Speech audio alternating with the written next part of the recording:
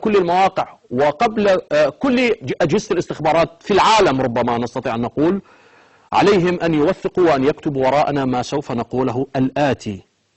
بناء على معلومات استخباراتية حصلنا عليها من جهاز وحدة استخبارات الصواري في سوريا، وهو أقوى جهاز وأكبر جهاز تجسس في سوريا، رصد هذا الجهاز قيام بعض ضباط نظام الأسد بعقد صفقة مع مسؤولين إيرانيين لبيع 1 طن من الأسلحة الكيماوية أو من المواد الكيماوية الخام لإيران، وذلك لأجل إرسالها إلى اليمن وتحديدا إلى منطقة صعدة في شمال اليمن بغرض تهديد أمن واستقرار المملكة العربية السعودية.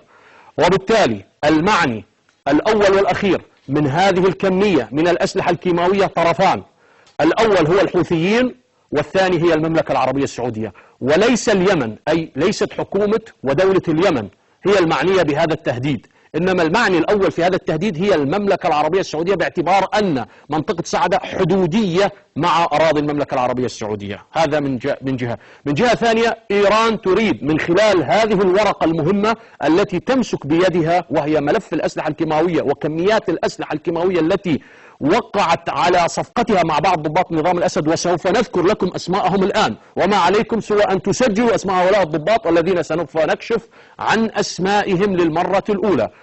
إيران تريد من هذه الصفقة إذن تهديد وابتزاز أمن المملكة العربية السعودية من خلال توريد كميات الأسلحة التي اتفقت عليها مع بعض ضباط نظام الأسد دون علم بشار بإرسالها وابتعاثها إلى اليمن.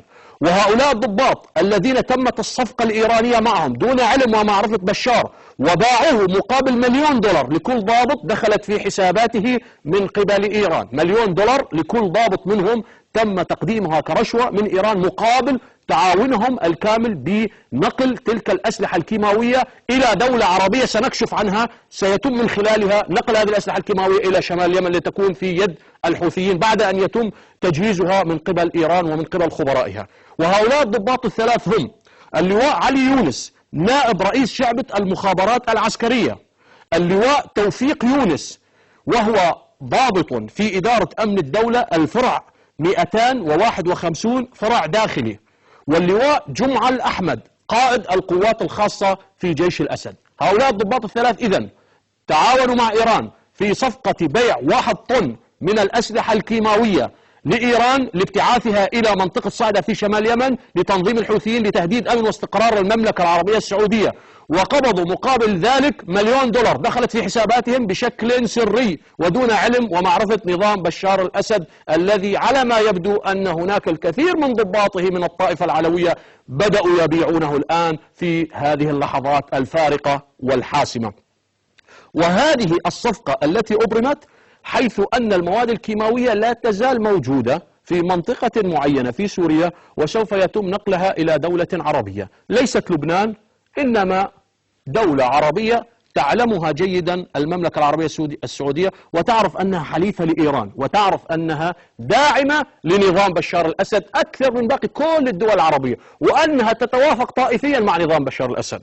لعلكم عرفتم من هي هذه الدولة، العراق. نعم، حيث تحدثت معلومات قبل أسبوعين عن اعتزام نظام الأسد وقيامه بتسريب كميات من الأسلحة الكيماوية باتجاه لبنان وباتجاه العراق. باتجاه لبنان قد يكون الأمر صحيح وقد يكون الأمر فيه التباس، ولكن الصور التي نراها معكم الآن من داخل الأراضي اللبنانية وتظهر الشاحنات وهي تنقل بعض المواد الكيماوية بحسب ما رصده الأهالي في منطقة البقاع على الحدود السورية اللبنانية، يؤكد أن هناك كميات من الأسلحة الإيرانية من الأسلحة الكيماوية أو مواد الخام ذهبت إلى لبنان تحت إشراف الجبهة الشعبية لتحرير فلسطين القيادة العامة بزعامة أحمد جبريل، وهو أحد عملاء نظام الأسد، وأيضا من خلال خبراء إيرانيين تواجدوا في لبنان قبل حوالي أسبوعين وأشرفوا على عملية استلام وتخزين تلك المواد الخام المواد الكيماوية في لبنان. لكن هذه المرة في العراق ليس تحت إشراف نظام الأسد، إنما تحت إشراف ضباط الثلاث الذين ذكرت لكم أسماءهم للمرة الأولى. فإيران تريد الآن أن تلعب لعبتها القذرة، ولا يوهمن أحد منكم أن إيران التي أعطت رسائل تطمين لإسرائيل من خلال قول رئيسها حسن روحاني أن المحرقة التي حصلت في ألمانيا ضد اليهود هي محرقة حدثت فعلا، من حيث ما أنكر سلفه أحمدي نجاد تلك المحرقة الهولوكوست. يذهب الآن روحاني إلى نيويورك ومعه نائب في البرلمان الإيراني من أصل يهودي، ومع ذلك كله اليوم سوف يلتقي جون كيري وزير الخارجية الأمريكي للمرة الأولى في تاريخ العلاقات الإيرانية الأمريكية بعد الإطاحة بنظام الشاه. يلتقي جون كيري بمحمد جواد ظريف وزير خارجية إيران. لا يغرنكم كل ذلك ولا يهمنكم كل ذلك الحراك، فإيران التي برعت في سياستها الباطنية وفي سياستها التي تعتمد على التقية الكتمانية والتقية المداراتية لأعدائها من أهل السنة ولأعدائها من العرب والمسلمين بشكل عام.